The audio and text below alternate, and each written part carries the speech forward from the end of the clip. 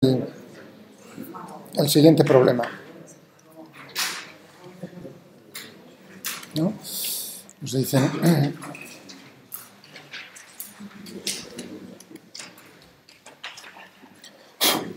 terminar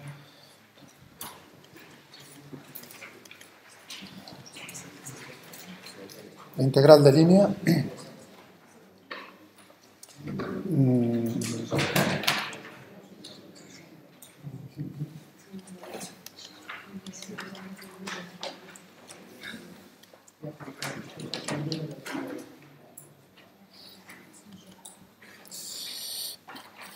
que le he puesto menos, sí.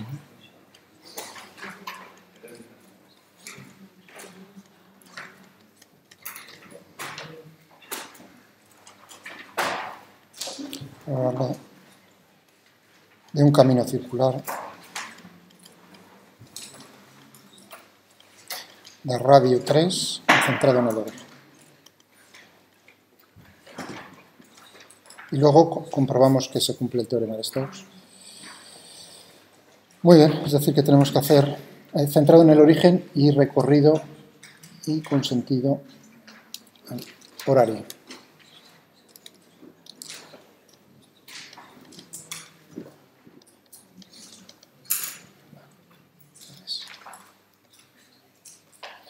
O sea, que tenemos el campo. Necesitamos parametrizar necesitamos hacer este cálculo. Hago de este camino, C, D, por diferencial. Esto es lo que tenemos que calcular. Voy a parametrizar. Forma paramétrica para resolver esa integral. Por forma paramétrica del camino circular. Utilizo coordenadas polares, lo mismo que habíamos hecho. Entonces podría los puntos que se encuentran sobre el camino, esto es Y, esto es X. Hay que tener cuidado que lo estoy recorriendo, esa era una diferencia con lo que hacíamos ayer.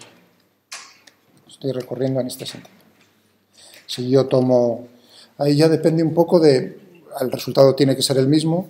Si uno quisiese poner la misma expresión que utilizábamos ayer y antes de ayer, para los puntos, si esto es θ, pues tendríamos I de radio 3, tendríamos 3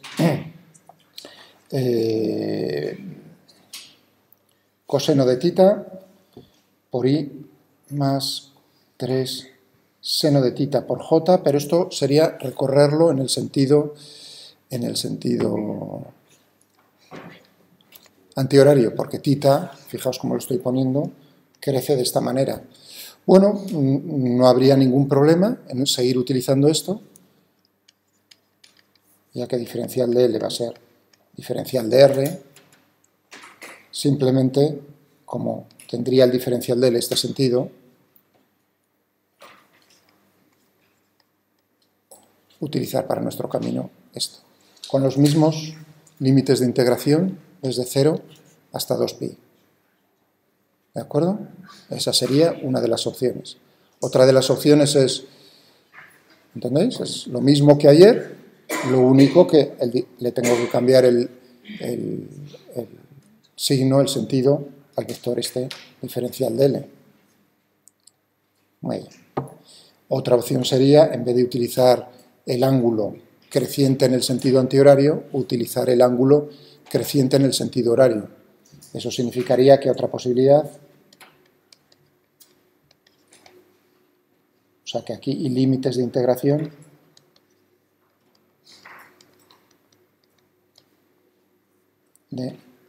desde θ igual a 0 hasta θ igual a 2pi. Esa sería una forma. O incluso también otra sería utilizando, fijaos, 3. Otra posibilidad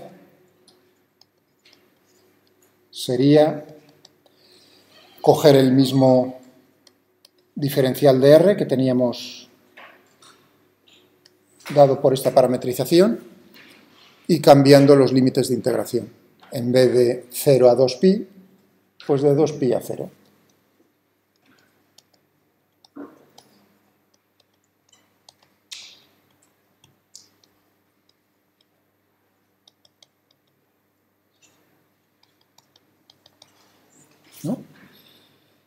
Esa es otra. Fijaos que cambiando los límites de integración cambio el signo, por lo tanto tengo lo mismo. Otra posibilidad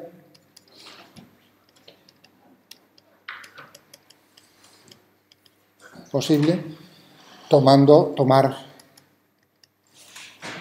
tita creciente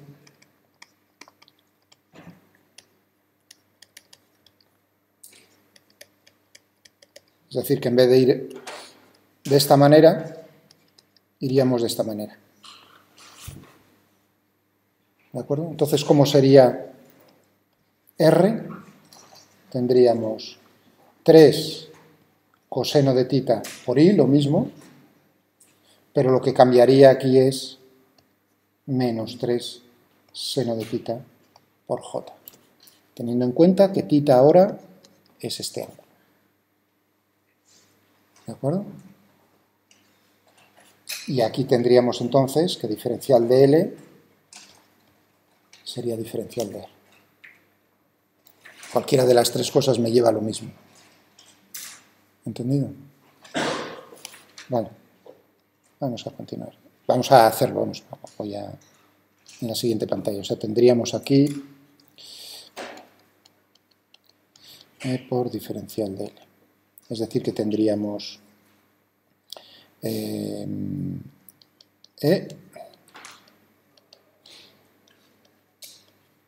con los límites en tita correspondientes, dependiendo de cómo lo ponga en un caso o en otro. O sea que ahora tengo que decir cuál de ellos cojo. Si queréis cojo el tercero, me da igual. Cuidado, en los límites de integración, que no lo escribí antes, ¿cuáles serían los límites de integración? Porque eso es importante. No lo llegué a escribir cuando dije también sería posible, y dije pues coger con tita creciente en el sentido horario, pero los límites de integración, ¿cuáles serían? Desde 0 hasta 2pi. No desde 2pi hasta 0, desde 0 hasta 2pi. Eso se me olvidó escribirlo. ¿De acuerdo? Bueno, vamos a cogernos eso y así los pongo. Entonces tendríamos, R había dicho que era 3 coseno de tita menos 3 seno de tita. Eso quiere decir que tendríamos aquí menos 3 seno de tita menos 3 coseno de tita. Y ahora necesitamos únicamente el campo en los puntos del camino. ¿Qué teníamos? Menos I. ¿Cuánto es menos I? Aquí esto era, perdón, I J, perdón, y J, que no los había puesto. Bueno, son vectores, sí, ¿no? Es vectorial y ya había puesto escalar. Hay que tener cuidado. Bueno, entonces tenemos menos...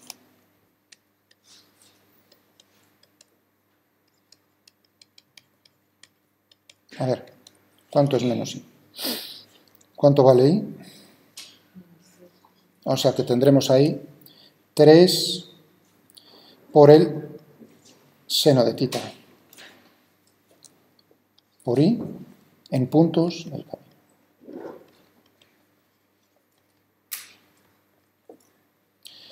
Más, a ver qué tenemos ahí, I menos 3 seno de tita más X. ¿Cuánto vale X?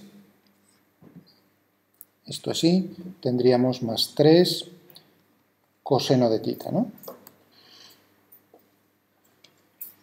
Por J. Vale. Ahora tengo que hacer el producto escalar de esos dos vectores.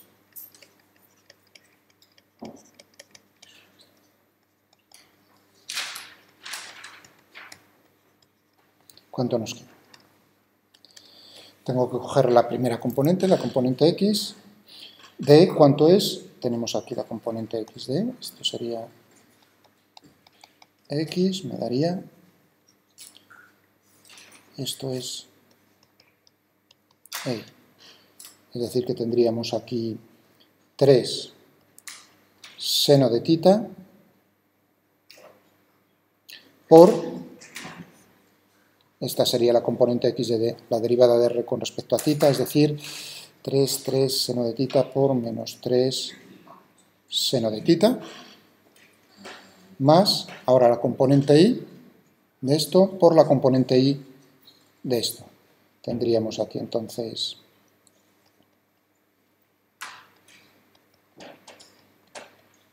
más 3 coseno de tita por la componente y de esto. Sería menos 3 coseno de tita. Es decir, que nos queda, simplificando, nos queda 3 menos 9 seno cuadrado de tita. Vamos a ver qué tenemos por aquí. Esto es coseno, coseno, menos 3. Menos 3 por 3, 9, menos 9 coseno cuadrado de tita. Y ahora me queda este término que es más 9 por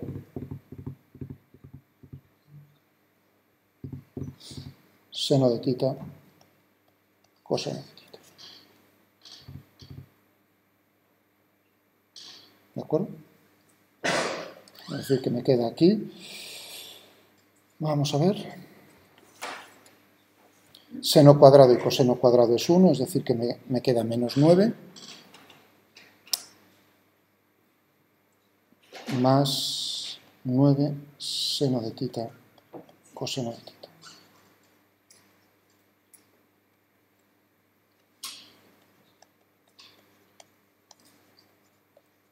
Por diferencial de tita, desde tita igual a 0 hasta tita igual a 2pi. Vamos a borrar por aquí, o lo pongo en otra pantalla.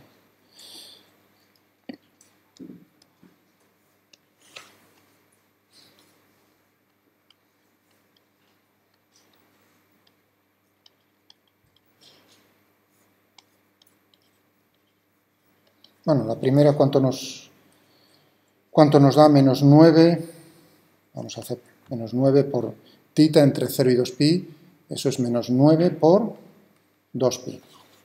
O sea, este término sería menos 18pi. Vamos a ver la otra integral. Tendríamos 9 seno de tita coseno de tita diferencial de tita entre 0 y 2pi. A ver cuánto es la otra. Pues tenemos menos 18pi más 9 seno de tita coseno de tita. ¿Cuál es la integral? Seno cuadrado de, bueno, un medio.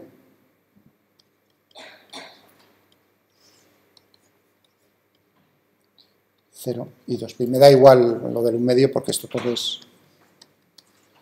0. Menos 18pi. ¿De acuerdo? Esa es la integral de alguna, o sea que es parametrizarlo y ya está, no tiene mayor cosa. Muy bien.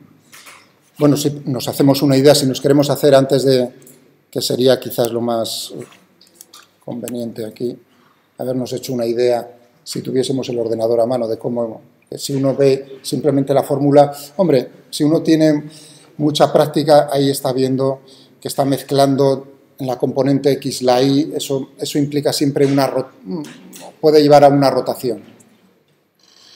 Entonces, aquí la tenéis dibujado y claramente se ve cómo está rotando en el sentido antihorario. Eso quiere decir que si nosotros recorremos en el sentido horario, la integral de camino tiene que ser negativa. Y efectivamente es negativa. O sea que, digamos, no me he equivocado en ningún signo ni ninguna cosa de ese estilo. Había una segunda parte que es comprobar el teorema de Stokes.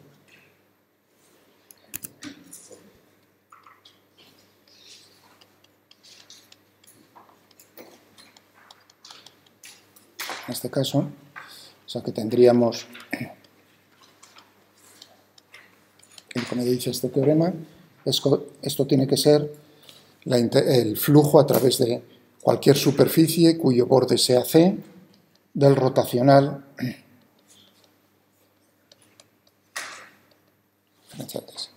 voy a tomar como S es, como os había dicho ayer, cualquier superficie. O sea, que esto es el flujo del rotacional de a través de S. S es cualquier superficie cuyo borde sea C. Teniendo cuidado con el vector normal.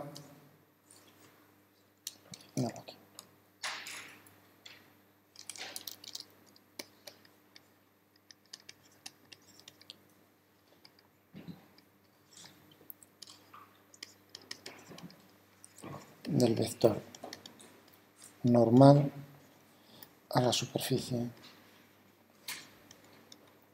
en el cálculo del flujo. Recuerdo, ¿no?, que entonces tenemos que tener en cuenta cómo, aplicando la regla de la mano derecha, del sacacorchos, el tornillo de estrogiro, todo eso. En este caso, entonces, si cogemos una superficie, o sea, ver el vector normal, que el pulgar nos dé de qué lado a qué lado de la superficie nos estamos moviendo a la hora de calcular el flujo. Vamos a cogernos una superficie, la más sencilla, por supuesto, es la superficie plana. O sea, que vamos a coger S, cualquier superficie valdría, pero en este caso, haciéndolo aquí a mano,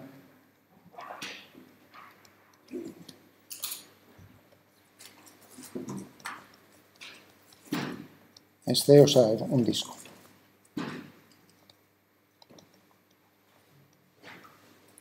De radio 3. Vale. Necesitamos calcular el rotacional, evidentemente, para poder hacer el flujo. O sea, necesitamos...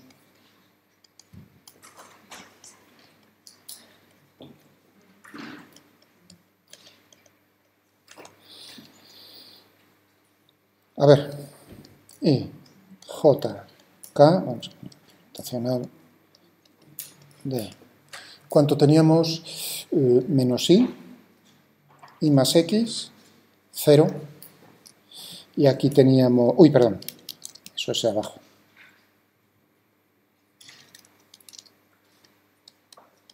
En cartesianas. Teníamos menos I más X y 0.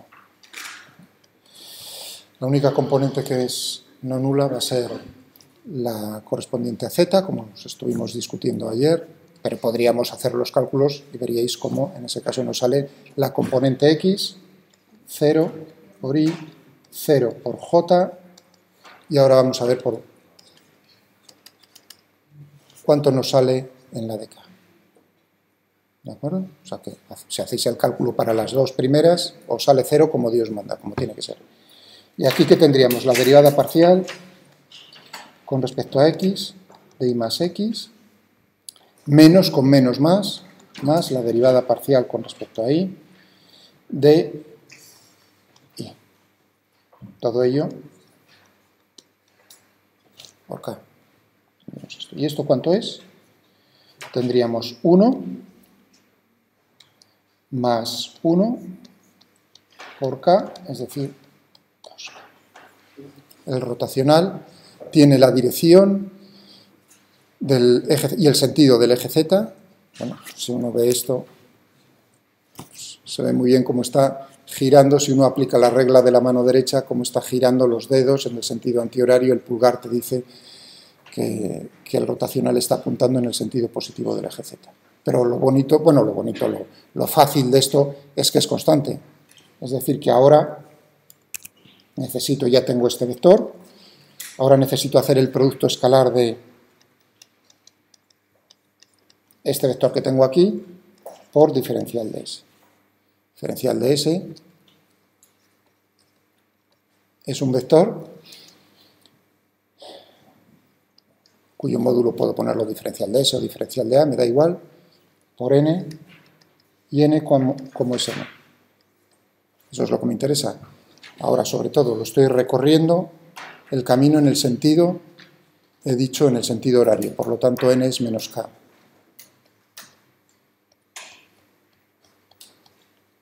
Menos K. Es decir, que en este producto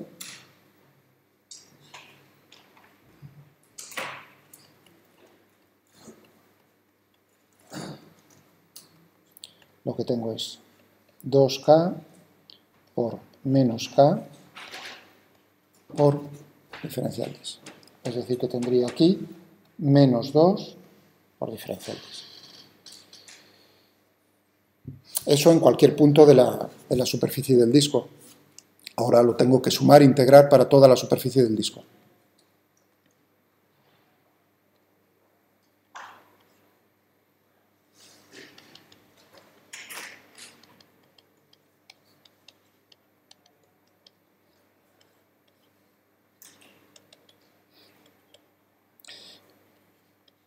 Diferenciales.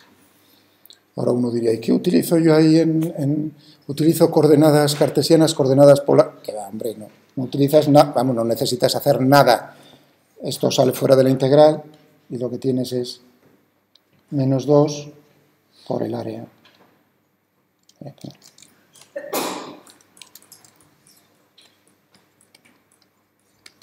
Esto es el área.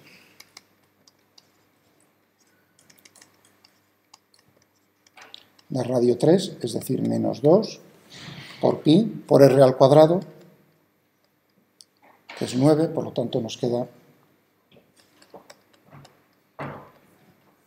menos 18 pi, que es el mismo resultado que teníamos anterior. ¿Qué conclusión sacamos? O sea, bueno, primero que funciona el teorema de Stokes. Segundo, lo importante ahora en la parte física es qué tipo de campo es.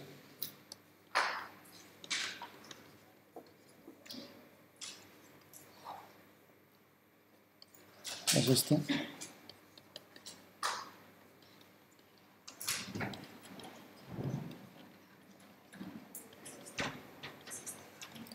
No conservativo.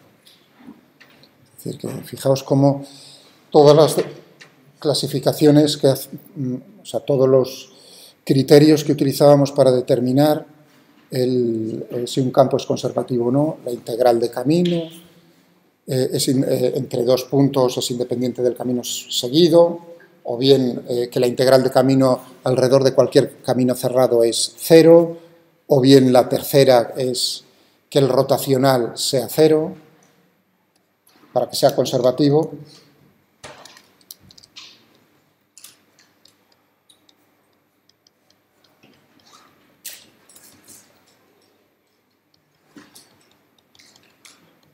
Tendría que ser 0 y no lo es en este caso.